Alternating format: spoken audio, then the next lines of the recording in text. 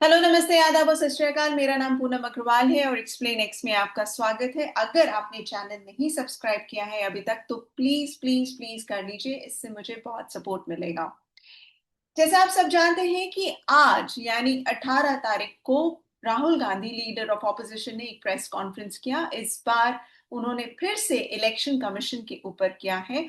और जैसा आप जानते हैं, पिछले प्रेस कॉन्फ्रेंस में उन्होंने बताया कि किस तरह से वोटर्स का नाम ऐड किया गया था वोटर लिस्ट में। इस बार उन्होंने बताया कि किस तरह से वोटर्स का नाम डिलीट करने की कोशिश की गई। यहाँ पर उन्होंने एक पर्टिकुलर कॉन्स्टिट्युएंसी के बारे में बताया जिसका नाम है अलंद, और ये कर्नाटका में है।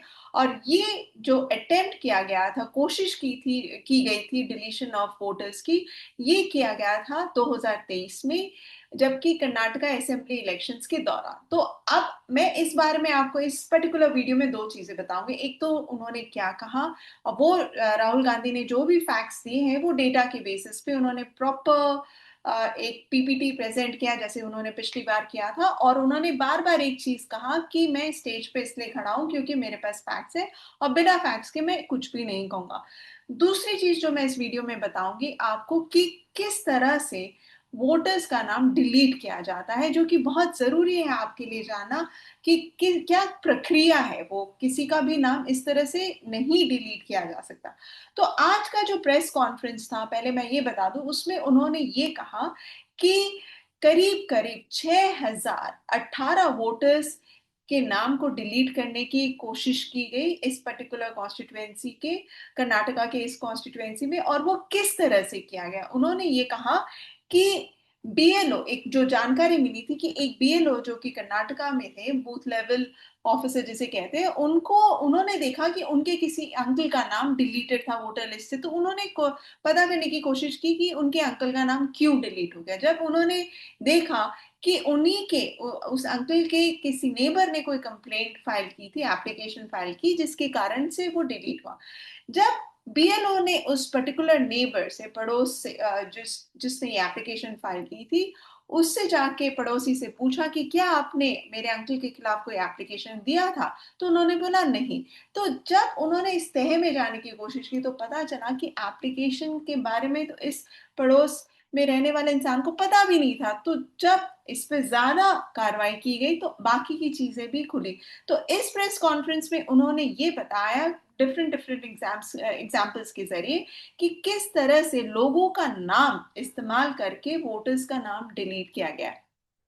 यहाँ पर उन्होंने एक महिला का नाम जिक्र किया और उन्होंने बताया कि ये 63 ओल्ड जो महिला है वो अलन में ही रहती है। और वहां पर जो उन्होंने पाया कि इनके नाम से 12 वोटर्स के नाम को डिलीट करने की कोशिश की गई, और वो भी अलग अलग नंबर्स के जरिए, यानी कि इनके नाम पर 12 अलग एप्लीकेशंस दर्ज हुए, सबमिट किए गए, और फिर उसका नाम, उन लोगों के नाम को डिलीट करने की कोशिश की। अब ये 12 नंबर्स किसके हैं इसके बारे में उन्होंने कुछ डिटेल्स नहीं दिए, लेकिन ये सारे नंबर्स उनके पास मौजूद है। फिर इसके बाद उन्होंने और एक वोटर का नाम जिक्र किया जिसके बारे में उन्होंने बताया कि इनके नाम के जरिए 12 वोटर्स के नाम को डिलीट करने की कोशिश की गई, वो भी 14 मिनट के अंदर। इंटरेस्टिंगली ये दोनों लोगों को उन्होंने, इन दोनों लोगों के साथ इनकी टीम ने कांटेक्ट किया और उनके बाइट्स को भी उन्होंने चलाया, एज इन जो उनको बोलना था इन वोटर्स के, कि उन्होंने बकायदा ये बताया कि कहीं भी कभी भी उन्होंने किसी भी वोटर के नाम को डिलीट करने के लिए कोई एप्लीकेशन नहीं दी। इसके बाद एक जो इंटरेस्टिंग चीज उन्होंने बताई कि एक पर्टिकुलर इंसान ने 36 सेकेंड्स के अंदर दो फॉर्म्स भरे और सबमिट कर दिए कि इस वोटर का नाम डिलीट किया जाए। यानी कि दो अलग अलग एप्लीकेशंस भरे गए और उसे सबमिट कर दिया गया 36 सेकेंड के अंदर, जो कि ह्यूमनली पॉसिबल नहीं है। तो मैं यहाँ पर अब आपको पहले ये बता दूं कि आखिर वोटर डिलीशन का प्रोसेस क्या है। जल्दी से मैं पहले ये बताऊं क्योंकि आपके लिए जानना बहुत जरूरी है। फॉर्म 7 जो होता है वो आपको भरना होगा अगर आप किसी का नाम डिलीट करना चाहते हैं। सपोज करिए कि पूनम अग्रवाल को किसी का नाम डिलीट करवाना है, क्योंकि उनको पता है कि वो इंसान उस पर्टिकुलर जगह में रहता नहीं है या रहती नहीं है, या उस इंसान की डेथ हो गई है, या वो इंसान इस पर्टिकुलर रेसिडेंस से कहीं शिफ्ट हो गए हैं, या वो इंसान इस देश के नागरिक ही नहीं है, जो भी कारण हो। तो अगर मुझे किसी का नाम डिलीट करवाना हो वोटर लिस्ट से, तो मुझे फॉर्म 7 भरना होगा। और फॉर्म 7 भरने में समय लगता है, क्योंकि आपको उसमें अपने डिटेल्स देने पड़ेंगे, कॉन्स्टिट्यूएंसी की डिटेल्स देने पड़ेंगे, कारण बताना पड़ेगा। हालांकि ये एक पेज का फॉर्म है, लेकिन इसमें डिटेल्स तो आपको भरने होंगे, और वो 36 सेकेंड के अंदर आप भर के उसे जमा कर दें, ये टेक्निकली पॉसिबल नहीं है, क्योंकि ये कोई फास्टेस्ट फिंगर फर्स्ट वाला कंपटीशन तो नहीं चल रहा है कि आप जल्दी जल्दी भर के सारा जमा कर दें। पहली बात। दूसरी बात, अब यहाँ पर एज अ नागरिक आपका काम तो खत्म हो गया, लेकिन अब जब ये सबमिट होता है उसके बाद क्या होता है?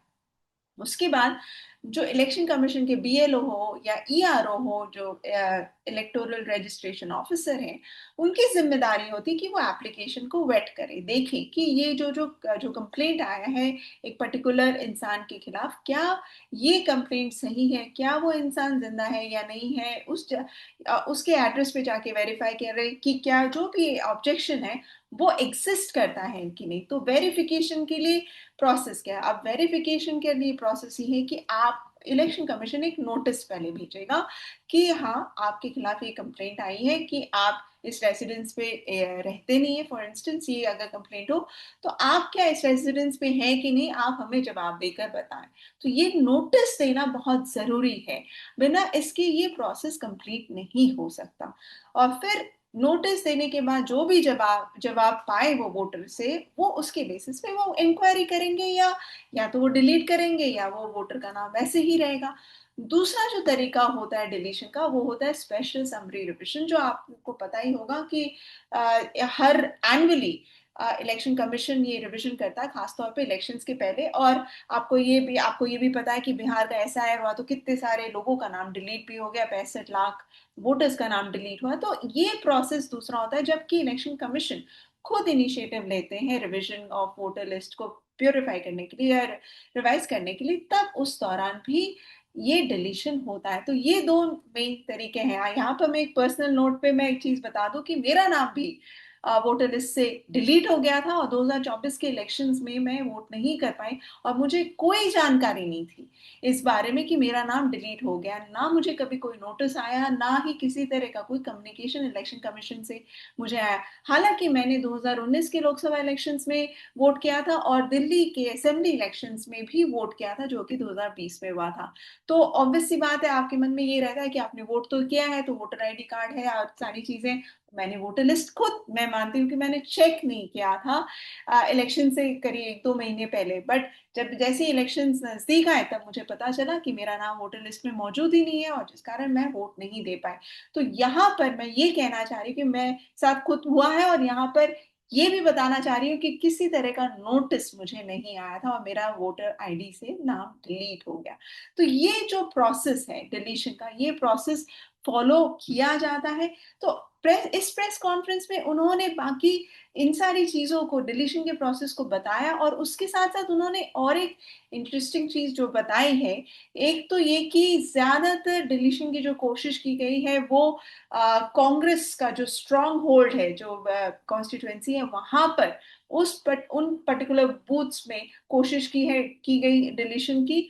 और उन इसके अलावा उन्होंने ये भी कहा कि ये जो डिलीशन, जो चीज एविडेंस उनके पास है, इसके ऊपर कर्नाटका सीआईडी ने 18 लेटर्स इलेक्शन कमीशन को लिखे, और इनफैक्ट कर्नाटका सीआईडी ने एक एफआईआर भी दर्ज किए, और 18 लेटर्स 18 महीनों के अंदर जो इलेक्शन कमीशन को भेजे गए थे, उस पर इन्होंने कहा कि किसी भी तरह का प्रॉपर रिस्पॉन्स नहीं आया, क्योंकि उस पर्टिकुलर जो लेटर में उन्होंने जो मांगा, जो इंफॉर्मेशन मांगा सीआईडी ने, वो ये थे कि आप ये जो मोबाइल नंबर्स हैं उनके डेस्टिनेशन बताइए, आईपी एड्रेसेस बताएं, कहाँ से ये डिवाइस को यूज किया गया है, ओटीपी का ट्रेल बताएं। तो इस तरह की इंफॉर्मेशन उन्होंने इलेक्शन कमीशन से मांगी कर्नाटका सीआईडी ने, और पहला चिट्ठी जो गया था वो फरवरी 2023 में गया था, और आज तक उन्हें किसी तरह का पुख्ता कॉन्क्रीट एविडेंस या सबूत या रिप्लाई नहीं मिला, हालांकि कम्युनिकेशन हुए बीच बीच में।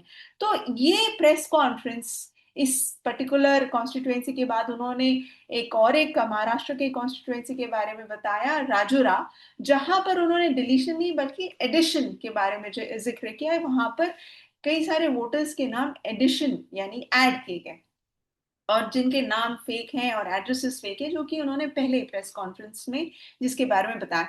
तो ये कुल मिला के ये आज का प्रेस कॉन्फ्रेंस हुआ। ऑफ कोर्स इलेक्शन कमीशन अपनी तरफ से उन्होंने भी एक जवाब जारी किया है और उस जवाब में उन्होंने सीधा सीधा ट्वीट किया और वो मैं पढ़ के बताती हूँ कि allegations made by Shri Rahul Gandhi are incorrect and baseless. और उसका आधार ये है, उन्होंने ये कहा कि no deletion of any vote can be done online by any member of the public. तो ये कह रहे हैं कि कोई भी डिलीशन, कोई भी वोटर किसी और वोटर का नाम ऑनलाइन डिलीट नहीं कर सकता। ये तो मैंने आपको ऑलरेडी बता दिया कि ये पॉसिबल ही नहीं है, क्योंकि ये काम तो ईसी का, आप मैक्सिमम कंप्लेंट फाइल कर सकते हैं, तो इसमें तो कोई दो राय नहीं है। तो दूसरा उन्होंने कहा कि in 2023 certain unsuccessful attempts were made for deletion of electors in Alan assembly constituency and an FIR was filed by the authority of ECI। तो अब ये कह रहे हैं कि कोशिश की गई थी आलन में डिलीशन की और उस पर ECI ने खुद ही इन्वेस्टिगेशन शुरू कर दिया था। तो ये एक और पॉइंट उन्होंने बताया कि 2018 में वहां से बीजेपी के कैंडिडेट ने जीत हासिल की थी, लेकिन 2023 में कांग्रेस के कैंडिडेट ने उस पर्टिकुलर कॉन्स्टिट्यूएंसी से जीत हासिल की। तो अब कुल मिला के ये थी। आप क्या सोचते हैं इस बारे में? इस तरह से ये दूसरा प्रेस कॉन्फ्रेंस है directly against the election commission, जो कि लीडर ऑफ ऑपोजिशन खुद कर रहे हैं और इसका बहुत बड़ा असर पड़ रहा है लोगों पर, क्योंकि ये, और साथ में उन्होंने एक चीज और बहुत इंपॉर्टेंट कहा राहुल गांधी ने कि अब इलेक्शन कमीशन के अंदर के लोग उनकी मदद कर रहे हैं और इसका मतलब वो हिंट करना चाह रहे हैं कि शायद कि जो भी चीजें, जो जिस तरह की जानकारी चाहिए उन्हें मिल रही है इलेक्शन कमीशन के अंदर से। कुछ इनसाइडर्स उनको इंफॉर्मेशन प्रोवाइड कर रहे हैं शायद, जिसके कारण वो इस तरह की चीजों को पब्लिक डोमेन में ला पा रहे हैं। तो अब आप क्या सोचते हैं इस पर्टिकुलर प्रेस कॉन्फ्रेंस के बारे में? ये दूसरी बार लीडर ऑफ ऑपोजिशन इस तरह के प्रेस कॉन्फ्रेंस को कर रहे हैं और साथ में राहुल गांधी ने ये भी कहा कि एक हफ्ते में, वो कह रहे कि एक हफ्ते में वो चाहते हैं कि इलेक्शन कमीशन इस पर कुछ कॉन्क्रीट जवाब लेकर आए। हालांकि उन्होंने ये क्लियर नहीं किया कि इस मैटर को लेकर क्या वो कोर्ट का दरवाजा खटखटाएंगे। आप प्लीज कमेंट सेक्शन में लिखिए कि आपकी क्या राय है, आप क्या सोचते हैं इस तरह के प्रेस कॉन्फ्रेंसेस से होने के बाद इलेक्शन कमीशन के ऊपर क्या सोचते हैं? क्या इससे इलेक्शन कमीशन की क्रेडिबिलिटी पे और एक बड़ा सवाल उठ गया है? Please do write in the comment section and let me know. Thank you so much for watching this video and please do like, share and subscribe to my channel. Thank you.